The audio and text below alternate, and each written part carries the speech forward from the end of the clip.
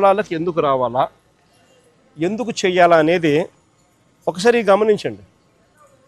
సరే, ఇది గాలుల వల్ల, వర్షాల వల్ల, తుఫాను వల్ల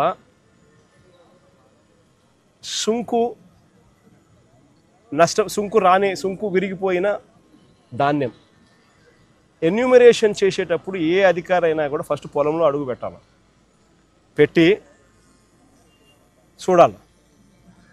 సుంకు విరిగిపోయిందా, సుంకు విరిగిపోలేదా, ఎన్యూమరేషన్ ప్రక్రియలో భాగంగా రాయాల.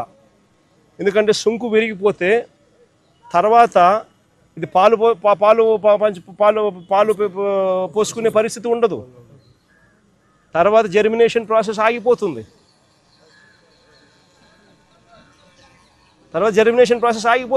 పాలు పోసుకునే పరిస్థితి ఉండదు సుంకు విరిగిపోతే. సో సుంకు విరిగిపోయిందా లేదా అని చూడాలి. పొలంలోకి వచ్చి దిగి చూడాలి ఎన్యూమరేషన్ చేసేవాడు. ఇది చూడకుండా, ఇది చెయ్యకుండా ఎన్యూమరేషన్ అయిపోయిందని అంటారు. ఇలాంటి వాళ్ళు ఎవరైనా ఇలాంటి వాళ్ళు ఎవరైనా కూడా ఎన్యూమరేషన్ మాది జరగలేదు, మా దగ్గరికి ఎవడు రాలేదు అని అంటే వెటకారం చేసి మాట్లాడుతున్నారు వాళ్ళను. ఎన్యూమరేషన్ మాత్రం జరగదు.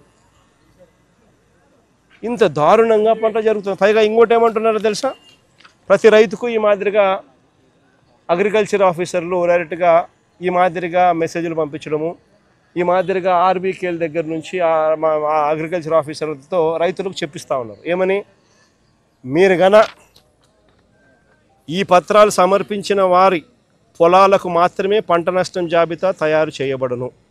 ఆఖరి తేదీ అక్టోబర్ 31వ తేదీ కావున శుక్రవారం మధ్యాహ్నం 3 గంటల లోపు తీసుకొచ్చి ఈ డాక్యుమెంట్లు మాత్రమే స్వీకరించబడతాయి. తర్వాత ఇచ్చిన డాక్యుమెంట్లను తీసుకోబడవు అని ఒకవైపున మెసేజు. రెండో వైపున, దయచేసి రైతులందరూ గమనించగలరు, ఇప్పుడు పంట నష్టం చేయించిన రైతులకి తర్వాత ధాన్యం రైతు సేవా కేంద్రం కొనుగోలు చేయబడదు అని. అంటే ఈ ఇన్పుట్ సబ్సిడీ కానీ, ఈ నష్టం జరిగిందని కానీ ఎవడైనా కూడా రైతు అడిగితే వాళ్ళ ధాన్యం కొనుగోలు చేయరట తర్వాత. అంటే ఏం చెప్తా ఉన్నారు, ఎక్కడైనా కూడా ఏదైనా తుఫాను వచ్చినప్పుడు మనుషులకు మానవత్వం ఉండాలి. మానవత్వం అనేది ప్రభుత్వం ప్రదర్శించి తుఫాను వచ్చినప్పుడు, ఇంకోటి వచ్చినప్పుడు వాళ్ళకి ఇన్పుట్ సబ్సిడీ వచ్చేట్టుగా చేయాలి, వాళ్ళకి ఇన్సూరెన్స్ వచ్చేట్టుగా చేయాలి. ఈ రెండు రావడమే, రెండు ఇవ్వడమే కాకుండా, వచ్చేట్టుగా చేయడము ఇవ్వడమే కాకుండా వారి పంటలు కూడా కొనుగోలు చేసే కార్యక్రమం జరగాల. అలాంటిది అది ఇస్తే ఇదేమో, ఇది ఇస్తే అదేమో అని చెప్పి, అది మీరు కానీ అప్లికేషన్ పెడితే పంటలు మేము కొనుగోలు చేయము అని చెప్పి రైతులను బ్లాక్మెయిల్ చేస్తూ ఉన్నారు, రైతులను థ్రెటన్ చేస్తూ ఉన్నారు అని అంటే, రైతులను బెదిరిస్తూ ఉన్నారు అని అంటే, నిజంగా ఎంత నిర్దాక్షిణ్యమైన ప్రభుత్వము, ఎంత నిర్దయ ప్రభుత్వం ఇది అని చెప్పడానికి ఇంతకన్నా వేరే నిదర్శనం కావాలని అడుగుతా ఉన్నా. ఆశ్చర్యం కలిగించే విషయాలు. ఈ ప్రభుత్వం అయితే అసలు ఈ క్రాప్ అనే ప్రక్రియ కూడా పూర్తిగా ఎగనామం పెట్టేసింది. ఈ క్రాప్ అనేది ఎగనామం పెట్టింది. అసలు ఈ క్రాప్ అనేది ఎందుకు చేయాలి, ఈ క్రాప్ అనేది ఎందుకు ఇంత అవసరము అనేది ఇలాంటి విపత్కర పరిస్థితుల్లో ప్రతి రైతుకు అదొక శ్రీరామ రక్షగా నిలబడుతుంది. అలాంటిది ఈ క్రాప్ అనేది తెరమరుగైపోయింది. పంట పొలంలో రైతన్నను నిలబెట్టించి, పంట పొలంలో ఆ రైతన్నను జియో ట్యాగింగ్ చేసి, ఆయన ఫోటోగ్రాఫ్ తీసి దాన్ని ఈ క్రాప్ అనే పరిస్థితి గతంలో ఉంటే, ఈరోజు ఈ క్రాప్ నిర్వచనం మార్చినారు. ఈరోజు ఈ క్రాప్ అంటే ఏం తెలుసా, చేశామంటే చేశాం. తెలుగుదేశం వాళ్ళకైతే ఏకంగా ఉన్న భూమి కన్నా వాళ్ళు వేసిన పంట ఎక్కువ వేసినారు. ఇది బాపట్లలో ఒక చిన్న ఎగ్జాంపుల్. పర్చూరులో 112%, పంగలూరులో 114%, బల్లికరువులో 115%. బాపట్ల జిల్లాలో చిన్న ఎగ్జాంపుల్ చెప్తా ఉన్నా. వేటపాలెంలో 117%, చీరాలలో 122%, చిన్నగంజాంలో 128%. అంటే ఉన్న భూమి కన్నా agricultural crops sown in in the భూమి. 120 భూమి ఉండేది 100% అయితే నువ్వు 128% చూపిస్తూ ఉండవు. అంటే ఏ స్థాయిలో నువ్వు ఈ క్రాప్ అనేది నీరు గార్చావు అని చెప్పడానికి ఇదొక నిదర్శనం. ఈ ప్రభుత్వం పూర్తిగా రైతులను పూర్తిగా గాలికి వదిలేసిన పరిస్థితులు, ఇంత విపత్కర పరిస్థితులు కనపడతా ఉన్నాయి.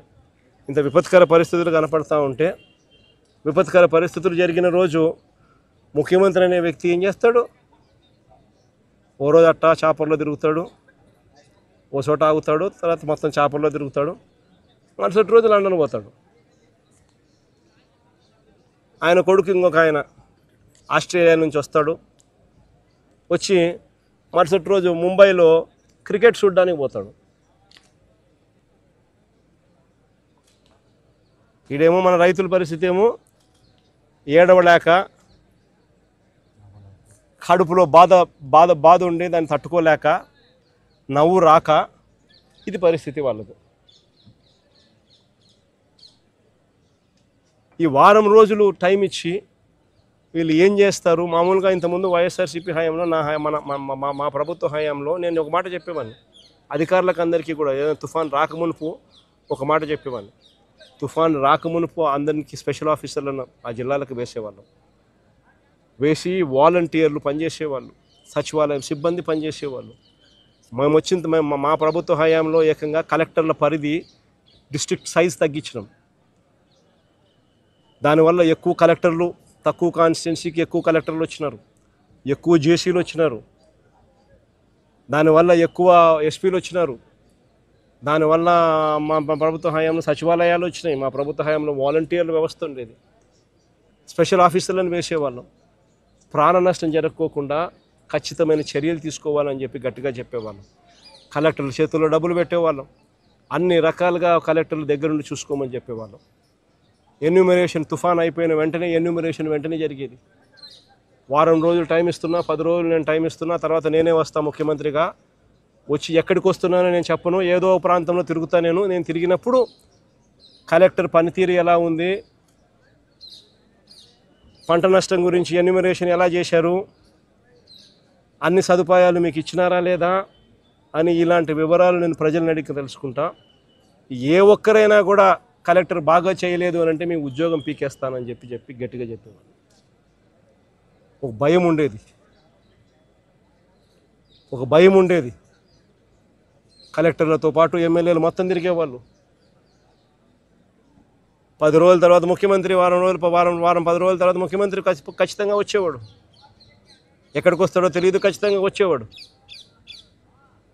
వచ్చి సిచ్యువేషన్ అసెస్ చేసేవాడు.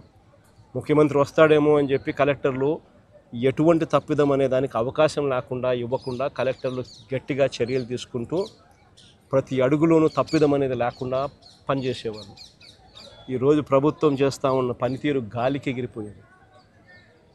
ప్రభుత్వం అన్నది ఈరోజు ఉందా లేదా అర్థం కాని పరిస్థితిలో రైతున్నాడు. రైతుకు నష్టం వచ్చినా కష్టం వచ్చినా కానీ పట్టించుకునే పరిస్థితి ఎక్కడా కూడా కనిపించని పరిస్థితిలో ఈరోజు రాష్ట్రం ఉంది. నేను ఇవాళ చంద్రబాబు నాయుడు గట్టిగా చెప్తా ఉన్నా, ఎందుకు లెక్కలు తక్కువ చేసి చూపిస్తూ ఉన్నారు?